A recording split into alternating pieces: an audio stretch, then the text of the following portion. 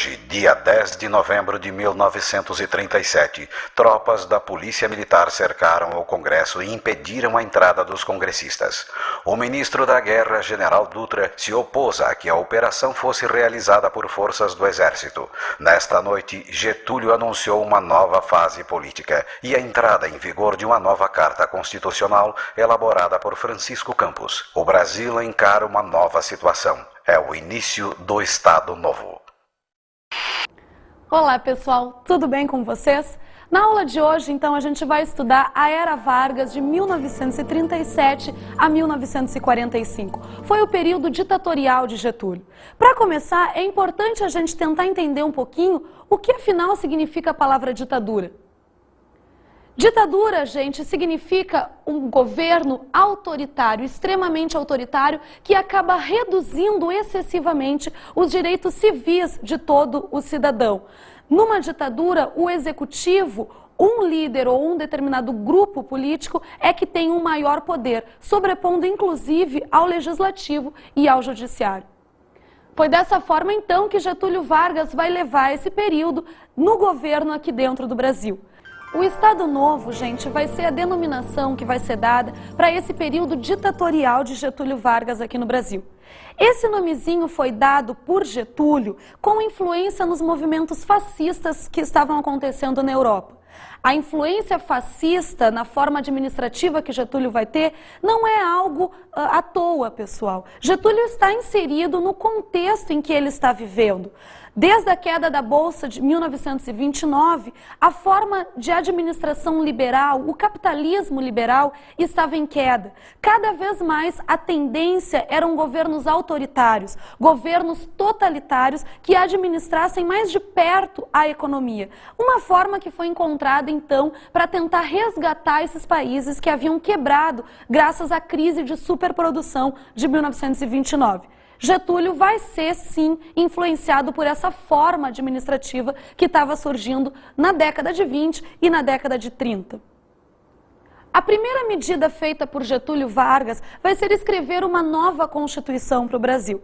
Mas, diferentemente do que aconteceu em 1934, quando Getúlio Vargas convocou uma Assembleia Nacional Constituinte para que elaborasse um projeto de Constituição que, por sua vez, seria votado, agora Getúlio Vargas vai outorgar, vai impor uma Constituição para o Brasil. Essa vai ter um caráter extremamente autoritário, ditatorial e mostrando forte influência fascista. Daí o apelido que ela vai acabar recebendo por parte da população brasileira e por parte da oposição a Getúlio Vargas, ficando conhecida então como a Constituição Apolaca. Vamos escutar agora um texto bastante interessante retirado do site do Senado brasileiro. A Constituição de 1937, apelidada de Polaca, foi outorgada por Getúlio Vargas e elaborada por Francisco Campos. De forma extremamente autoritária, concentrava todo o poder político nas mãos do presidente da República. Para isso, Getúlio fechou o Congresso Nacional, as Assembleias Estaduais e as Câmaras Municipais, ficando o sistema judiciário subordinado diretamente ao Poder Executivo. Os estados passaram a ser governados por interventores, nomeados pelo próprio Getúlio, que designavam os prefeitos municipais. No dia 2 de dezembro de 1937, o governo, através do Decreto-Lei nº 37, dissolvia todos os partidos políticos. Como podemos perceber pelo texto lido, gente, a Constituição de 1937 vai dar amplos poderes para Getúlio Vargas, ou seja, para o Executivo. Outra característica importante dessa Constituição é o forte papel do Departamento de Imprensa e Propaganda, o DIP, e do Departamento de Ordem Político e Social, o DOPS. O DIP, pessoal, vai ser o órgão responsável por fazer o controle da imprensa dentro do Brasil. Qualquer tipo de censura era o DIP o órgão responsável por fazer. Já o DOPS vai ser a polícia de Getúlio Vargas, controlado por Filinto Miller, vai ser o órgão responsável por fazer prisões, exílios, torturas dentro do Estado Novo. Outra característica importante que temos na Constituição de 1937 é a instituição do estado de emergência, que significa o fechamento do Congresso Nacional, o fim da liberdade de imprensa e o fim definitivo dos partidos políticos que vigoravam até aquele período, como, por exemplo, o Partido Republicano Paulista e o Partido Republicano Mineiro. Outra característica fundamental da Constituição de 1937 é a proibição de greves e o fim das imunidades parlamentares. Getúlio vai fazer isso na tentativa de controlar tanto o operariado quanto os políticos dentro do Brasil. Ainda temos como característica relevante para essa Constituição a permissão de prender, exilar e invadir domicílios sem mandato policial. Getúlio ganha esse direito também, que é, na verdade, realizado através do Departamento de Ordem Político-Social. Também é importante ressaltar que Getúlio vai prolongar o mandato presidencial para 6 anos, ao contrário do que tinha sido colocado pela Constituição de 1934, onde o presidente tinha um mandato de 4 anos. As questões político-econômicas também são fundamentais, gente, para que possamos compreender um pouco melhor o Estado Novo de Getúlio Vargas. Em primeiro lugar, é importante colocar que o modelo político adotado por Getúlio vai ser aquilo que ficou conhecido como o populismo. Esse foi um modelo comum também na Argentina e no México do período, gente. Getúlio Vargas vai adotar esse modelo porque era extremamente importante que ele cooptasse a população, principalmente os trabalhadores urbanos, para que apoiassem o seu governo. Isso é fundamental porque não vamos esquecer que Getúlio entra na presidência da República através de um golpe. E era extremamente necessário, então, que ele tivesse o maior apoio possível ao seu governo. Caso contrário, o seu poder não seria possível. Populismo, gente, é a denominação que usamos para aquele tipo de governo que tem como sua principal preocupação o benefício dos trabalhadores ou cooptar, pelo menos, os trabalhadores. No Brasil, isso vai ser feito através da doação ou da concessão de leis trabalhistas. Mas Getúlio Vargas não vai conceder essas leis por um caráter benéfico ou algum tipo de idealismo. Essas leis são concedidas por Getúlio simplesmente para trazer para o seu lado o apoio do operariado urbano. E essa é outra questão importante. As leis trabalhistas, nenhuma delas está dizendo respeito ao trabalhador rural. Getúlio não quer entrar em conflito com as oligarquias brasileiras. Por isso, ele vai simplesmente tentar regulamentar o trabalhador urbano. É importante colocar que no período, que até esse período, até Vargas entrar no poder, não existia nenhum tipo de regulamentação trabalhista. Não existia direito a férias remuneradas, não existia direito a um descanso semanal, não tinha horário mínimo de hora para trabalhar por dia. Não existia nem ao menos, pessoal, um salário mínimo decretado dentro do Brasil. Vai ser Getúlio Vargas que vai começar a regulamentar as relações entre o empregador e o empregado, concedendo então essas leis ou regulamentando esses fatores aqui no país. O controle dos sindicatos vai ser extremamente importante para que Getúlio Vargas então conseguisse controlar o operariado. Getúlio concede as leis trabalhistas, na verdade, para ocupar o espaço que qualquer outro tipo de organização tivesse junto ao operariado. Não vamos esquecer que na década de 10 até a década de 20, o movimento anarquista foi extremamente importante junto ao trabalhador. Já na década de 20, temos o comunismo atuando junto a esse trabalhador urbano. Getúlio Vargas, ao conceder as leis trabalhistas, ele acaba anulando a influência de qualquer tipo de órgão junto ao operariado, porque eles perdem o seu caráter de reivindicação, porque afinal de contas agora o Estado, Getúlio Vargas, estava concedendo, estava dando para o operário tudo o que ele estava, todas as razões de luta que o operário tinha. A forma como Getúlio vai ter para controlar o sindicato é através da criação de sindicatos únicos por categorias e através da criação de um imposto sindical. Esse seria a contribuição obrigatória, mesmo de operários que não tivessem vinculados a algum sindicato, de um dia de trabalho anual. Esse dinheiro era remetido para o Estado e que, por sua vez, era ele o responsável por repassar a verba para os sindicatos. Cerca de 20% apenas do imposto sindical era repassado para os sindicatos. Ainda temos o caráter importante do sindicalismo nesse período do Brasil, porque ele vai acabar destinando parte dessa verba para investir em campanhas políticas. Vai ser aí que vai se dar o surgimento do caráter do pelego. O pelego seria um líder sindical que, na verdade, está muito mais vinculado aos interesses do Estado do que aos interesses do trabalhador.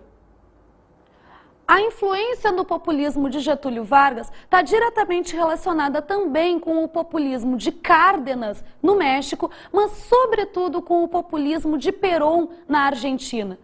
É importante e muito importante para todo o governo populista, gente, ter um forte apelo de discurso junto ao povo. Getúlio Vargas tinha uma oratória fantástica, o que não acontecia já com Perón na Argentina, e por isso a extrema importância de sua mulher Evita para chegar mais próximo ao povo. Outra preocupação extremamente importante de Getúlio vai ser a consolidação da formação de uma nação aqui no Brasil. Nação, pessoal, significa uma espécie de sentimento. É um conjunto de fatores que faz com que alguém no Chuí se sinta tão brasileiro como alguém em Belém do Pará. Nação é algo construído, demora muito tempo para se consolidar, porque é necessário que todo o país se sinta pertencente a uma determinada ordem, a mesma determinada ordem. Getúlio Vargas vai conseguir consolidar finalmente esse processo que havia sido iniciado desde Dom Pedro II, quando faz a independência em 1822. Só que a forma como Getúlio consolida a formação de uma nação no país é um tanto autoritária. Por exemplo, Getúlio vai fazer a queima das bandeiras estaduais, demonstrando que a partir daquele período não existia mais regionalismo. O mais importante seria a bandeira nacional, o mais importante seria o Brasil. Outra questão importante é o fato de Getúlio combater o ensino de idiomas que não fosse o português no país. Italiano e alemão, por exemplo, que tinham forte atuação aqui por causa dos imigrantes, vão ser proibidos e, inclusive, pessoas vão ser presas se insistirem em falar essas línguas. O modelo econômico adotado por Vargas vai ser aquilo que ficou conhecido como nacionalismo. Mas é importante colocar que o nacionalismo de Getúlio Vargas não é o que poderíamos chamar de ortodoxo, de radical. Getúlio, para desenvolver o país, aceita sim investimentos externos, aceita capital estrangeiro, o que vai caracterizar então um caráter um tanto mais aberto ao seu modelo econômico. Nacionalismo vai ser quando o governo pretende criar estatais. O governo vai interferir diretamente na economia e vai proporcionar a criação de estatais. A criação de indústrias de base vai ser o principal foco de Getúlio Vargas no desenvolvimento dessas estatais no Brasil. Assim vamos ter o surgimento da Companhia Siderúrgica Nacional, criada em Volta Redonda, e também da Companhia do Vale do Rio Doce. A principal inovação de Getúlio Vargas, então, gente, é exatamente essa criação de indústrias de base. Até esse período, a industrialização do Brasil era toda centrada na produção de bens de consumo não duráveis, principalmente, então, a produção de têxteis. Getúlio, desenvolvendo indústria de base, extração de ferro, extração de aço, vai abrir um novo mercado e importante mercado para o Brasil. É importante colocar que a industrialização brasileira sempre acontece através de surtos industriais. O que significa isso? Sempre envolvido com algum contexto de crise internacional, o país aproveita dessa conjuntura e acaba provocando uma industrialização no país. Isso foi o que aconteceu, por exemplo, na Primeira Guerra Mundial, onde o Brasil vai acabar tendo dificuldade de importar produtos e, com isso, vai acabar dando um incentivo para a produção nacional. Agora, com Getúlio Vargas, também vai acontecer algo muito semelhante, só que devido à Segunda Guerra Mundial. Vamos ter um aumento significativo, então, de exploração e exportação da borracha, do aço e do ferro.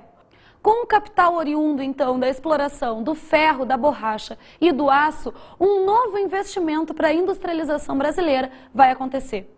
Só é importante explicar um pouquinho mais, gente, o que significa uma industrialização feita à base de surtos.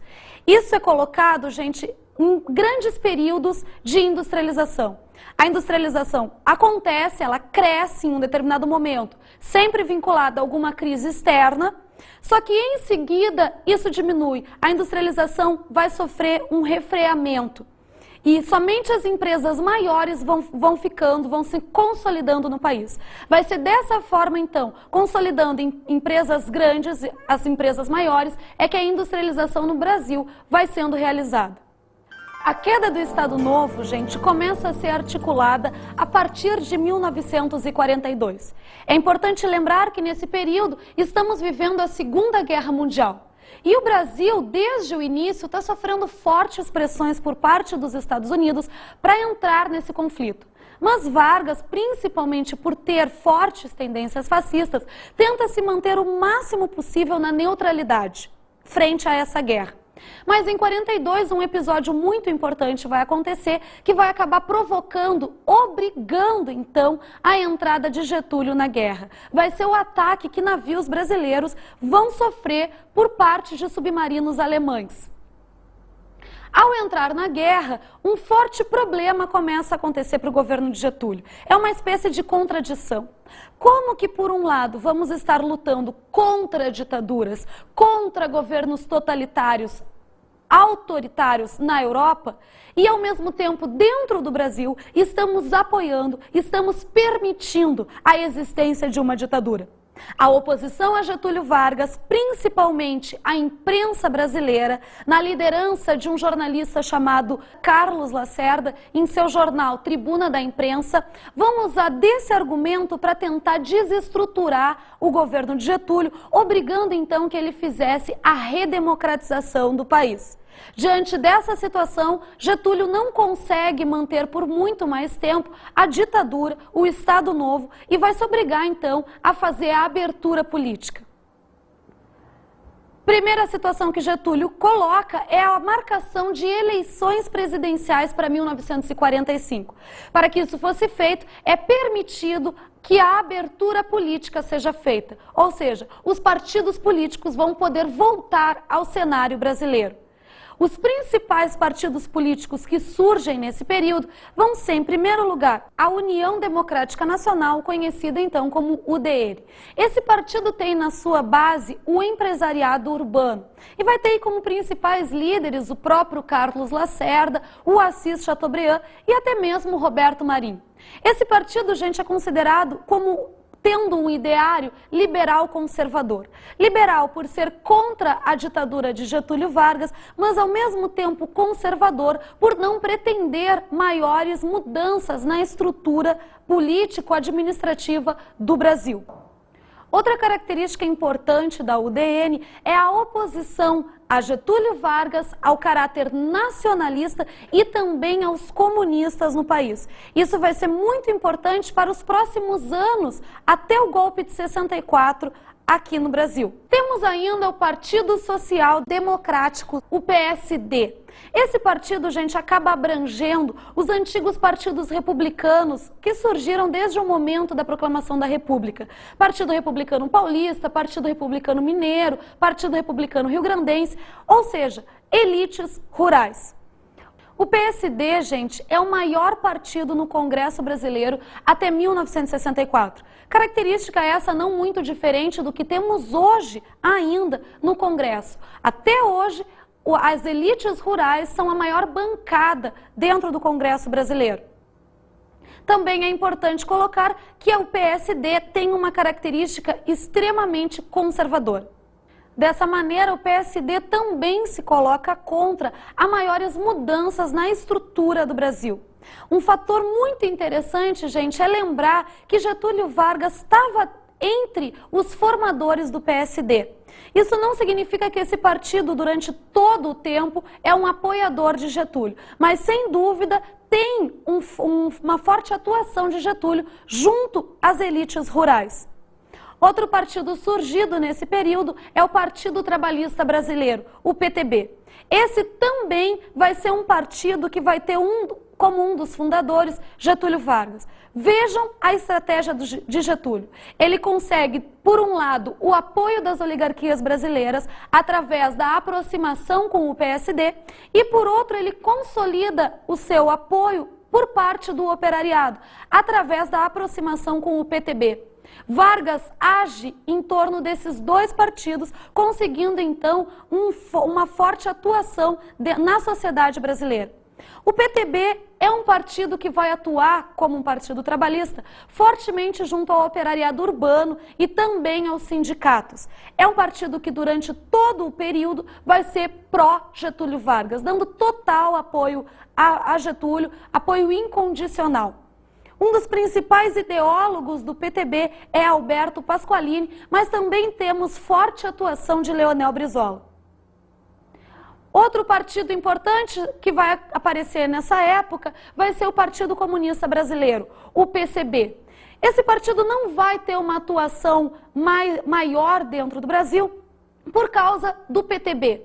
O PTB vai ocupar o espaço onde o PCB deveria estar inserido, ou seja, junto ao operariado. Dessa maneira, esse partido que tem uma tendência marxista não vai ser um partido considerado forte, dando apoio sempre a quem tende a estar no poder. Feita a abertura partidária, abertura essa que coloca pela primeira vez partidos políticos com caráter nacional no Brasil. Até esse período, os partidos são regionais, gente. Seja lá o Partido Conservador ou o Partido Liberal do Segundo Império, sejam os partidos republicanos da República Velha, eles são partidos regionais. Ou seja, não existe um diretório nacional, não existe um comando nacional para esses partidos. Eles vão atuar dentro de cada estado, tendo muitas vezes características diversas de um estado para outro. Agora não. Agora os partidos passam a ser nacionais. Com isso, então, Getúlio acaba marcando as eleições presidenciais para 1945. Um novo problema surge, então, para o Brasil. O povo brasileiro começa a exigir a participação de Getúlio Vargas nas eleições de 1945. Afinal de contas, Getúlio, durante o Estado Novo, havia conseguido consolidar a sua imagem como o pai dos pobres, a pessoa que estaria lutando sempre ao lado do trabalhador. Isso foi feito principalmente através do forte papel da imprensa partidária a Getúlio Vargas, através do rádio, através de sambas enredo no período, sempre trabalhando com a imagem positiva de Getúlio junto aos trabalhadores. O povo brasileiro pedindo a participação de Getúlio nas eleições de 45 é o que vai acabar dando origem ao famoso movimento do queremismo. O povo brasileiro quer Getúlio Vargas concorrendo às eleições, mas, por outro lado, a oposição a Getúlio, tanto a UDN quanto o PSD e também as Forças Armadas brasileiras, não querem Getúlio Vargas participando das eleições, porque sabem que se Getúlio concorrer à presidência da República, ele vai ganhar com forte participação, com forte apoio popular. O povo brasileiro vai às ruas, então, gritando: queremos Getúlio, queremos Getúlio. Queremos Getúlio concorrendo às eleições presidenciais e queremos Getúlio escrevendo uma nova Constituição para o Brasil. Nessa conjuntura, a oposição a Getúlio Vargas percebe que se Getúlio concorrer às eleições ele vai ganhar, então é importante tomar alguma medida.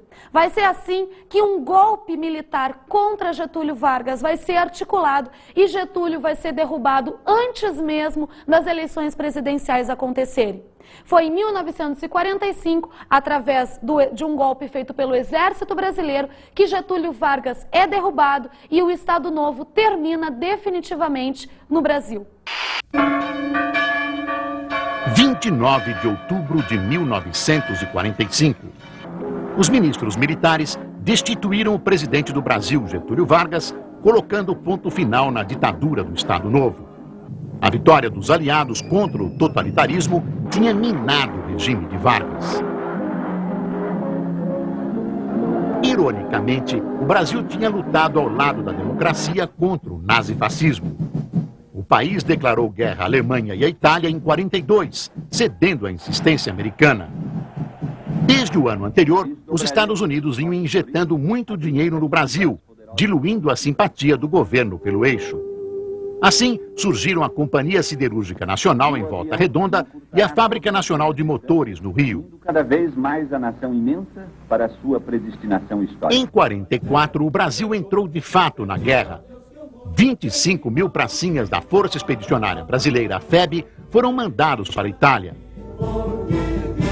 A divisão de infantaria, comandada pelo general Mascarenhas de Moraes, se incorporou ao 5º Exército Americano.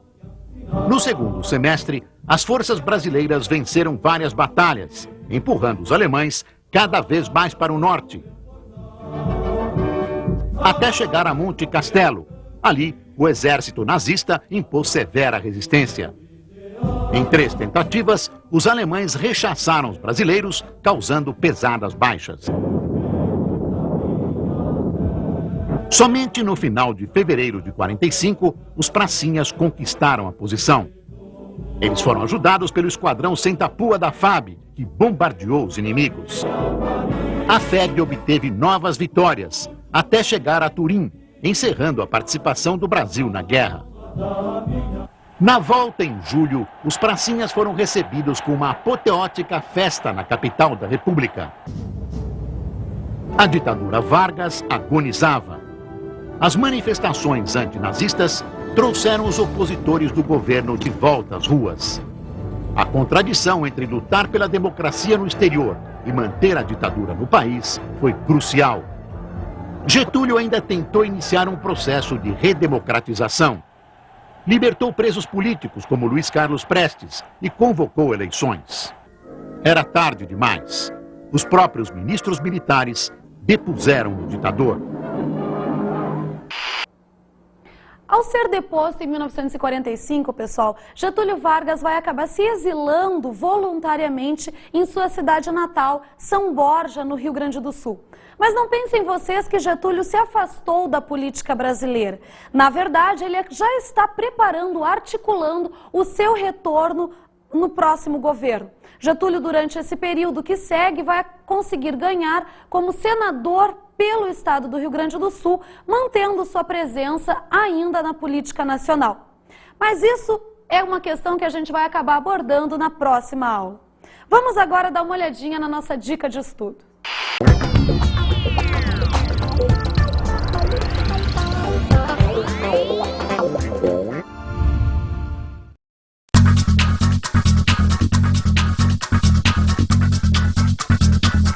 Bem, gente, a minha dica de estudos para a aula de hoje é vocês darem uma olhadinha no site www.cpdoc.fgv.br. Esse site é da Fundação Getúlio Vargas e ele é riquíssimo em imagens de época, o que pode tornar muito mais interessante o estudo de vocês sobre esse período denominado de a Era Vargas. Bem, gente, por hoje é só. Até a próxima aula.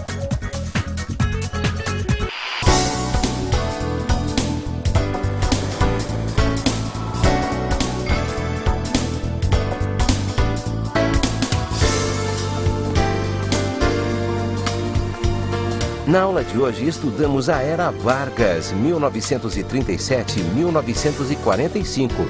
Conversamos sobre o Estado Novo. O Estado Novo foi o período ditatorial do governo de Getúlio Vargas. Para a realização desse período vai ser extremamente importante a aproximação que Getúlio faz do operariado através do seu caráter populista e também das medidas econômicas do nacionalismo. Analisamos também a queda do Estado Novo. A queda do Estado Novo está diretamente relacionada com a participação do Brasil na Segunda Guerra Mundial. Começa a haver uma contradição entre lutar contra regimes fascistas e totalitários fora do Brasil e aqui no país manter um regime ditatorial. Bons estudos!